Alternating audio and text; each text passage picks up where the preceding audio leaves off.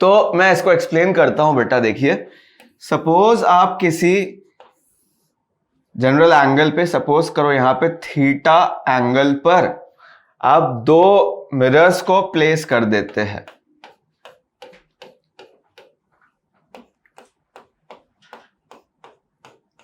ठीक है, let us call this M1 and the other mirror as M2।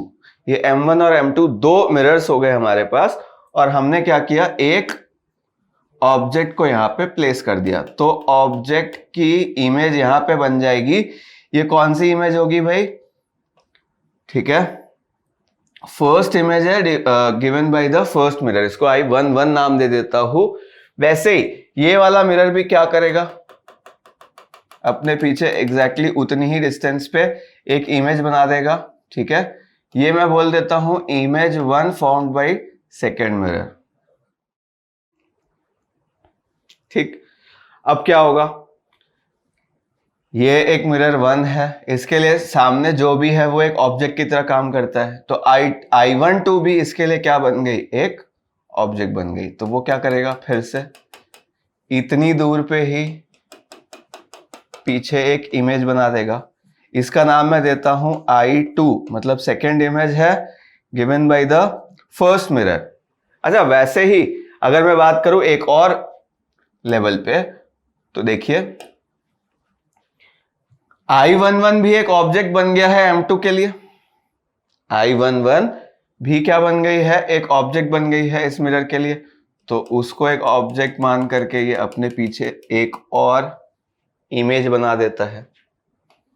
ठीक है, इसका नाम मैं क्या दे देता हूं, I second image by the second mirror.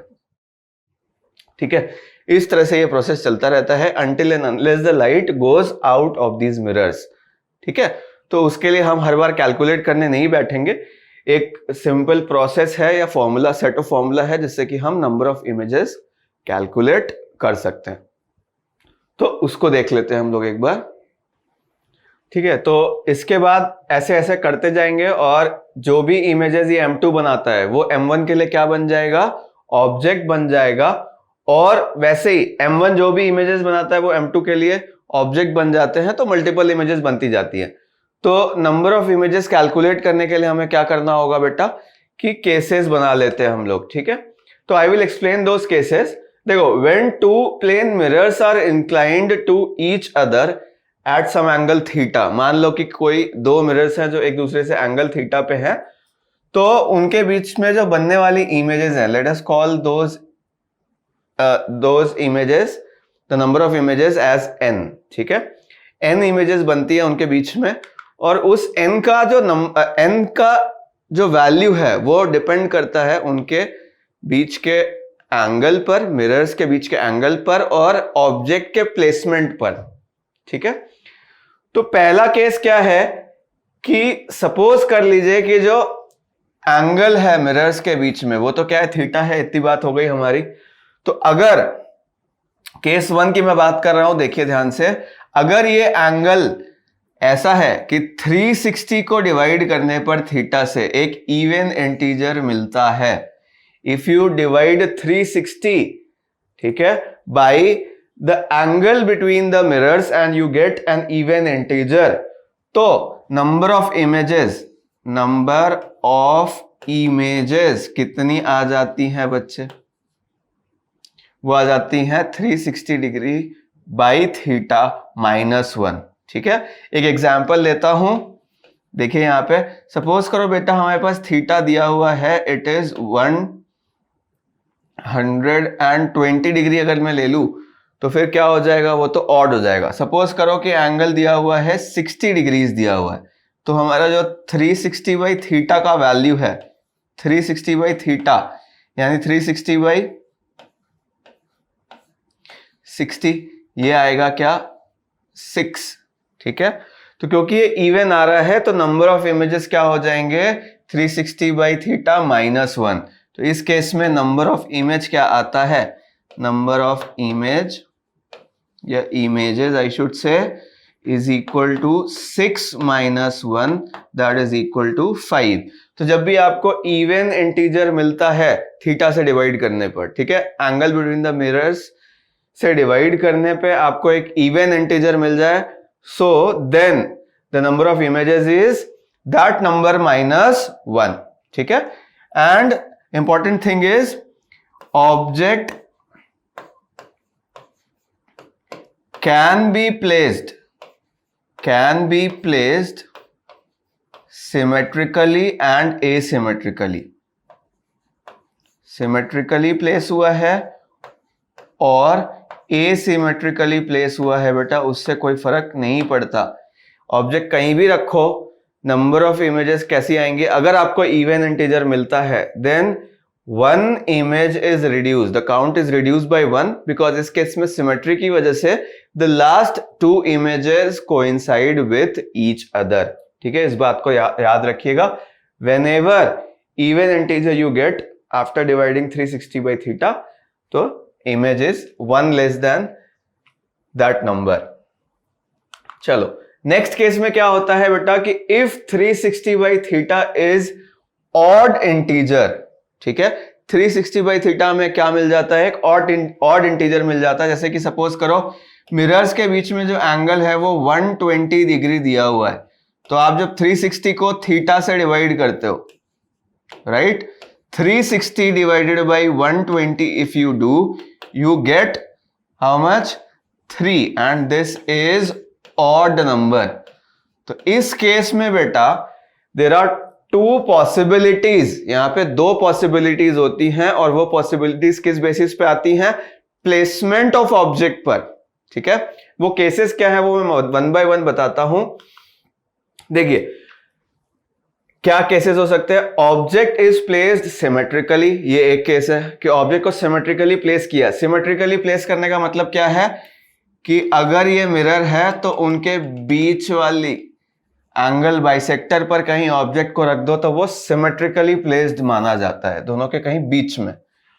और ऑब्जेक्ट इज प्लेस्ड एसिमेट्रिकली, ये दूसरा केस बनेगा। उस केस को कैसे समझेंगे कि वो सिमेट्री लाइन यानी कि एंगल बाइसेक्टर के इधर या उधर कहीं रखा हुआ है, वो सिमेट्रिकली प्लेस्ड नहीं है। ये 2 केसेस बनते हैं और उसमें नंबर ऑफ इमेजेस कैसे निकालते हैं that I am going to just now explain.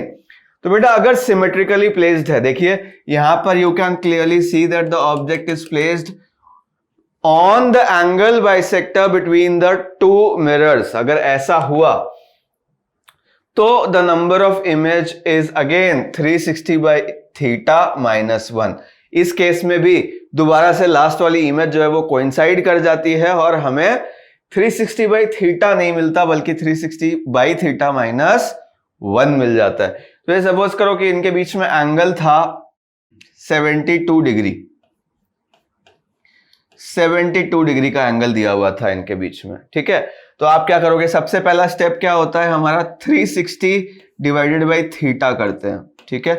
तो in this case since I have taken 72 degree as an example, 360 divided by 72 करते हैं अगर, तो व्हाट वी गेट, हमें मिल जाएगा बेटा this is equal to 5 and clearly 5 is an odd number. तो फिर सेकंड हमारे से क्वेश्चन क्या होना चाहिए, हम क्या क्वेश्चन करेंगे कि ऑब्जेक्ट कहां रखा है, इज इट सिमेट्रिकली प्लेस्ड और एसिमेट्रिकली प्लेस्ड। अगर वो सिमेट्रिकली प्लेस्ड है, अगर वो एंगल बाइसेक्टर पे है, तो हमें जो नंबर ऑफ इमेजेस रिपोर्ट करनी है वो उस नंबर 360 बाई थीटा -1 एक रिड्यूस कर देंगे। मतलब यहां पे अगर मैं रिपोर्ट करूंगा तो नंबर ऑफ इमेजेस, ठीक है बेटा, वो क्या रिपोर्ट करूंगा मैं, यहां पे मैं रिपोर्ट करूंगा 5 - 1 दैट इज इक्वल टू 4, ठीक है। क्या जो फाइनल नंबर ऑफ इमेजेस आएंगे हमारे वो क्या आ जाएगा, 4 आ जाएगा, ठीक है। तो सिमेट्रिकल केस में एक इमेज जो है वो कम काउंट कर पाते हैं हम लोग, बिकॉज अगेन सिमेट्री की वजह से कोइंसाइड कर जाती हैं लास्ट 2 इमेजेस। सिमिलरली अगर मैं बात करूं object when the case in which the object is placed asymmetrically, देखो अगर इनके बीच में एंगल थीटा था बच्चों, ठीक है, और ये एंगल बाइसेक्टर वाली सिमेट्री लाइन हो गई और ऑब्जेक्ट आप देख रहे हो कि वो उस लाइन पे प्लेस्ड नहीं है बल्कि it is somewhere beside it, कहीं और है। तो उस केस में जो फॉर्मूला आता है इंटरेस्टिंगली वो यहाँ पे -1 नहीं रह जाता, ठीक है। जैसे एक एग्जांपल लेता हूं बेटा मैं फिर से, सपोज करिए इनके बीच का जो एंगल है वो 120 डिग्री दिया हुआ है, theta is equal to 120 degree दिया हुआ है। आप क्या करोगे इस केस में? सबसे पहला केस हम चेक करेंगे कि भाई हमारा जो 360 बाई थीटा वैल्यू है वो ऑड है या इवन है, ठीक है। तो मैंने कहा भाई 360 बाई थीटा यानी कि 360 divided by 120 degree, this will come out to be 3। देखो जैसे ही ऑड मिला, ठीक है, ऑड मिलते ही we have to be careful, we have to become careful and think where is the object placed. अगर वो सिमेट्रिक है तो फिर से -1 करना है, और अगर वो एसिमेट्रिकली प्लेस्ड है, वो एंगल बाइसेक्टर से कहीं और रखा हुआ है, तो उस केस में -1 नहीं करना है, डायरेक्टली नंबर ऑफ इमेजेस क्या लिख सकते हो, उसी नंबर के बराबर लिख सकते हो जो तुमने यहां निकाला है। So finally in this case number of images, ठीक है बेटा, हम यहाँ पे क्या लिख सकते हैं, 3 डायरेक्टली लिख सकते हैं, हमको रिड्यूस करने की जरूरत यहाँ पे नहीं है। जैसे सपोज करो एक और एग्जांपल ले लूं मैं, ये 2 मिरर्स हो गए, इनको प्लेस किया है इस तरीके से कि इनके बीच का एंगल 120 डिग्री है, और ये सिमेट्री लाइन से थोड़ा सा शिफ्टेड रखा है मैंने ऑब्जेक्ट, ठीक है, O। तो आप फिर से कैसे करोगे, theta is equal to 120 degree है भाई, ये तो ले चुके हैं। अच्छा हम लोग तो इस बार क्या कर लेते हैं, हम लोग 72 डिग्रीज ले लेते हैं, ठीक है। तो थीटा इज इक्वल टू अगर 72 डिग्रीज ले लोगे बेटा, तो 360 बाई थीटा की वैल्यू, 360 बाई 72 की वैल्यू क्या आएगी, 5 आ गई। ये ऑड इंटीजर है। ऑड इंटीजर के बाद हमें चेक करना है कि वो कहां पे प्लेस्ड है।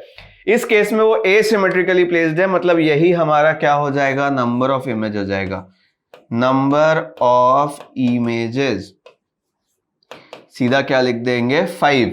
लेकिन अगर ये सिमेट्रिकली प्लेस्ड होता, बाई चांस अगर ये O सिमेट्री लाइन पे ही रखा होता, then what would have happened, यहाँ पे 5 - 1 हमारा आंसर आता सिमेट्री के कारण। ए सिमेट्री के केस में वो -1 हमें करना नहीं पड़ता है। तो अब कभी भी कोई केस आएगा तो आप आसानी से नंबर ऑफ इमेजेस कैलकुलेट कर पाएंगे।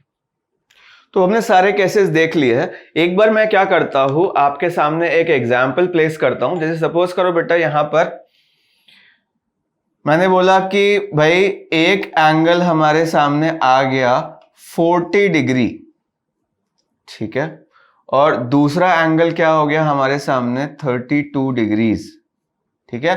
तो ऐसा कहते ही हमें पता चल गया कि ये एसिमेट्रिकली प्लेस्ड है, ज्यादा चिंता करने की जरूरत नहीं है। ऑल्सो यहाँ पे अगर मैंने बोला कि भाई थीटा की वैल्यू क्या होगी, तो थीटा की वैल्यू क्लियरली यहाँ पे 72 डिग्री है, जिसकी हमने कई बार बात भी की। तो इस केस में डायरेक्टली आप बोलो भाई कि नंबर ऑफ इमेजेस क्या आने वाली हैं, क्योंकि ये एसिमेट्रिकली प्लेस्ड है।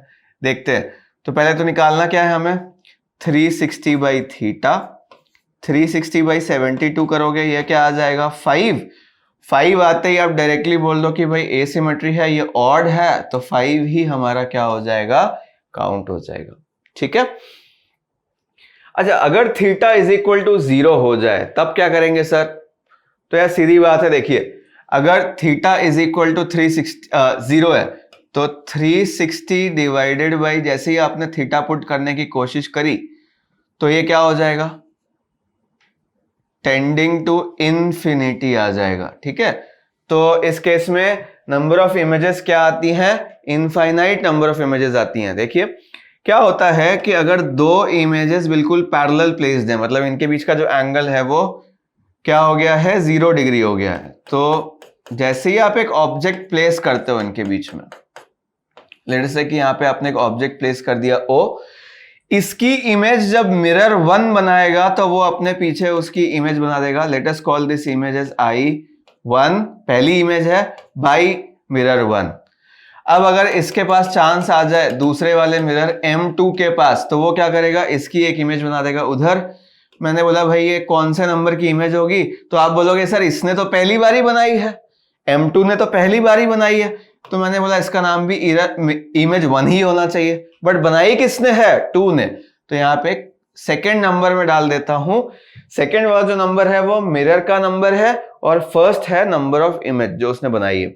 अब देखो मिरर 1 के पास एक ऑब्जेक्ट तो ये था, बट अब एक नया ऑब्जेक्ट माना जाएगा, ठीक है, उसकी जो भी इमेजेस है वो इसके लिए क्या बन जाती हैं, ऑब्जेक्ट बन जाती हैं। तो फिर इसको लेकर के वो एक इमेज बनाएगा यहां जाकर के पीछे। सपोज करो बेटा ये x डिस्टेंस थी, ये y डिस्टेंस थी, तो ये भी y थी और ये भी x हो जाएगा, ऐसे बराबर इक्वल डिस्टेंसेस पे। अब I12 को वो ऑब्जेक्ट मान लेगा अगर, तो I12 की डिस्टेंस मिरर से कितनी है, देखो x प्लस 2y, तो ये क्या करेगा, अपने पीछे x प्लस 2y डिस्टेंस जाएगा पहले तो, ठीक है। अगर ये x प्लस 2y था बच्चे, तो इधर भी वो x प्लस 2y डिस्टेंस पर इसकी इमेज इधर बना देगा, ठीक है। तो मैंने बोला भाई ये इमेज 2 हो गई, किसकी वजह से, मिरर 1 की वजह से। And this process goes on and on, और नंबर ऑफ इमेजेस जो बच्चे आती है वो कितनी आती है, इनफाइनाइट आती है। इसका एक प्रैक्टिकल एग्जांपल मैं आपको एक फोटोग्राफ से दिखाता हूं। जब भी मिरर्स पैरेलल होंगे, ठीक है, व्हेन मिरर्स आर पैरेलल, यानी कि उनके बीच का जो एंगल है वो 0 डिग्री हो जाए, तो number of images formed are infinite, ठीक है। ऐसा आपने कभी कभी बार्बर शॉप में देखा होगा कि आपके सामने भी एक मिरर होता है, आपके पीछे भी एक मिरर होता है, तो आप देखते हो कि you are able to look at your head multiple times, ठीक है। एक सीरीज में आपको लगता है कि बहुत सारे आपके बॉडी पर, मतलब आपके जैसे ही लोग अंदर बैठे हुए मिरर के अंदर, because multiple images keep on being formed. तो इस केस में आप देख रहे हो कि जब भी पैरेलली प्लेस्ड मिरर्स रखे होते हैं तो number of images becomes infinite, ठीक है। वैसे ही अगर 90 होगा तो इसको कैलकुलेट करने जाए तो देखिए, पहली बात तो मैंने यहां से सोचा होता, तो सबसे पहले स्टेप क्या होता है हमारा, 360 बाई थीटा करते हैं। 360 बाई 90 करते ही आपको मिलता है एक नंबर 4, और ये क्या है, इवन है। तो अपनी बात हो रखी है भाई कि इवन नंबर जैसे ही आएगा तो उसमें ये नहीं सोचेंगे कि ऑब्जेक्ट कहां रखा है, सिमेट्रिकली रखा है या एसिमेट्रिकली रखा है। We just have to directly find the number of image as 360 by theta जो नंबर मिला है उसमें एक सब्सट्रैक्ट कर दो और आपका आंसर आ जाता है। तो जैसे 90 डिग्री वाला केस हमने लिया था, उसमें 360 बाई 90 करते ही आपको क्या नंबर मिला था, 4, और वो क्या था, एक इवन नंबर था। इवन नंबर मिलते ही हम बोल देते हैं कि भाई एक सब्ट्रैक्ट कर लो, तो हमारा फाइनल आंसर क्या आ गया, 3। तो प्रैक्टिकली भी इसको रे डायग्राम से हम देख चुके हैं, और अब हमें यहां पे डायरेक्टली भी फॉर्मूले से नंबर ऑफ इमेजेस 3 मिल रही हैं। I hope this is clear to you. तो बच्चों, वी हैव सीन कि अगर इंक्लाइंड मिरर्स रखे होते हैं और उनके बीच में एक ऑब्जेक्ट रख देते हैं तो नंबर ऑफ इमेजेस कैसे निकालते हैं, राइट। तो number of images in case of inclined mirrors हम क्या करते हैं, सबसे पहले कि हमने देख लिया अभी तक कि 360 बाई थीटा करते हैं किसी भी केस में, राइट। और अगर वो इवन होता है तो फिर एक सब्ट्रैक्ट करके नंबर ऑफ इमेजेस मिल जाता है।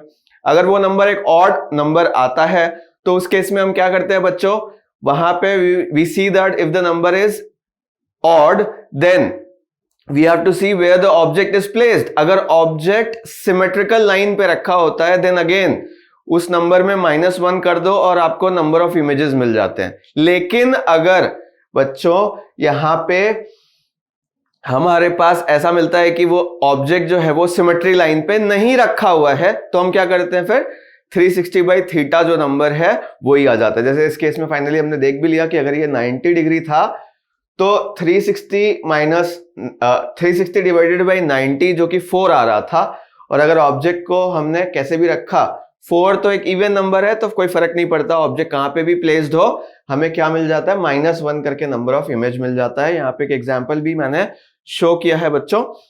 Here you can see that 2 mirrors are placed at 90 degree with each other, and if we place an object here, this is a candle, तो उसकी जो आपको इमेजेस दिखती है, नंबर ऑफ इमेजेस इज 3, ठीक है। वैसे ही आपने डिफरेंट केसेस यहाँ पे देख लिए हैं। एक केस, एक क्वेश्चन हम लेते हैं प्लेन मिरर से रिलेटेड ही, ठीक है। This question says that if we want to see our full image then the minimum size of the plane mirror should be, this is a very good question.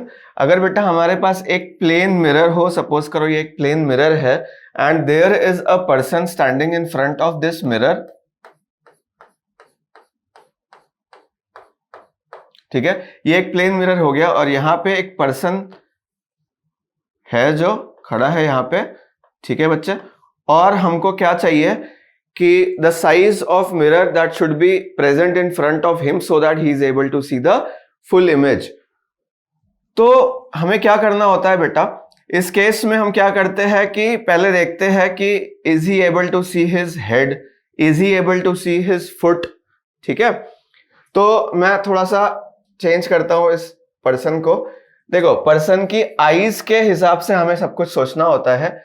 Late us say कि this is the person, this is his head, यहां पे उसका आई level है E, okay, and this is his foot F, late us call, ये top जो है उसका वो हेड हो गया, this E point is his I level and F is his foot, और उसका टोटल हाइट हम ले लेते हैं बच्चे यहां तक, सपोज करो उसकी हाइट है स्मॉल h, ठीक है।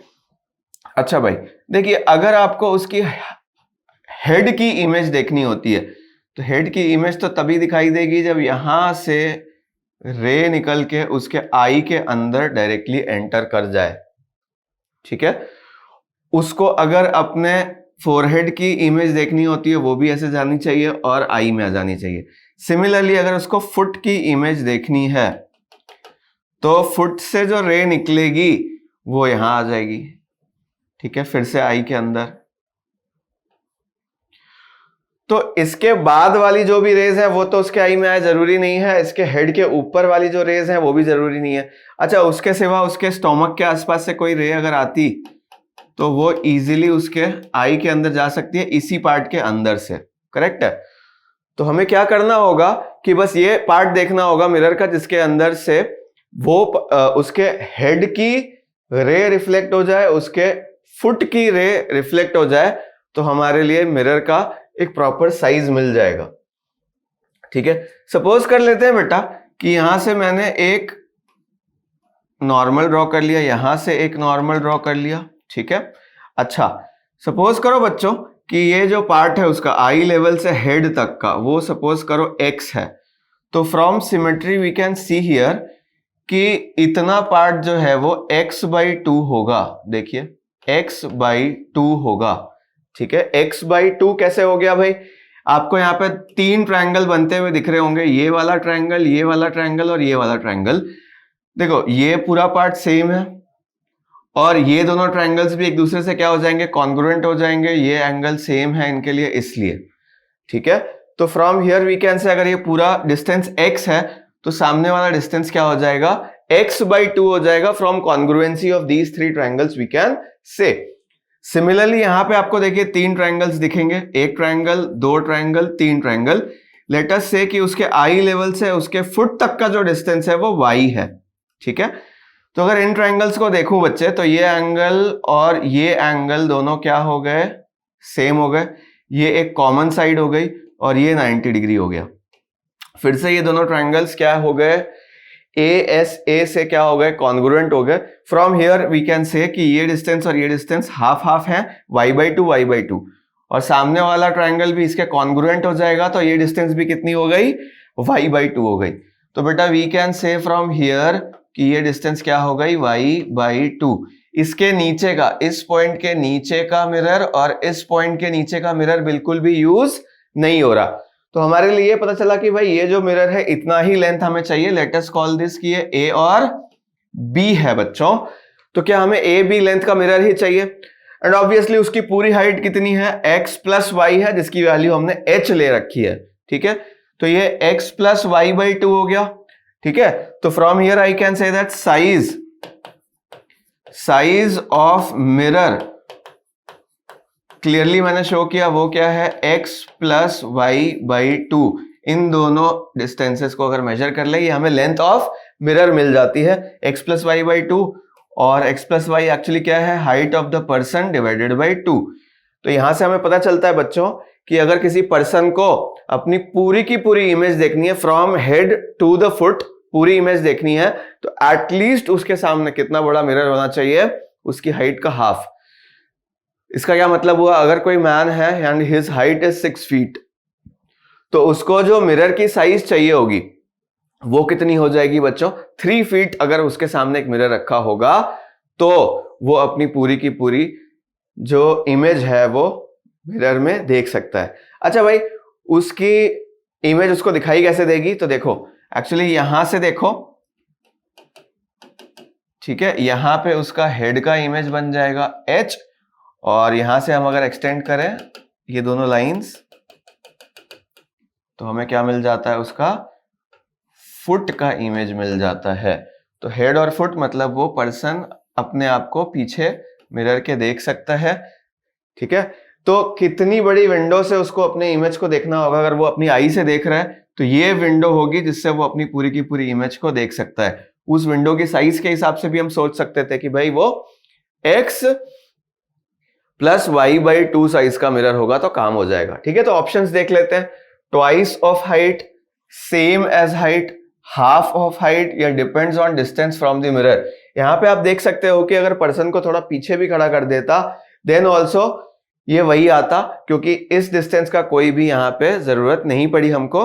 तो that is why I can say कि उसको हाफ ऑफ हाइट जितना मिरर चाहिए होगा अपनी पूरी की पूरी इमेज को देखने के लिए, ठीक है। This is very common question that we do related to plane mirror, okay.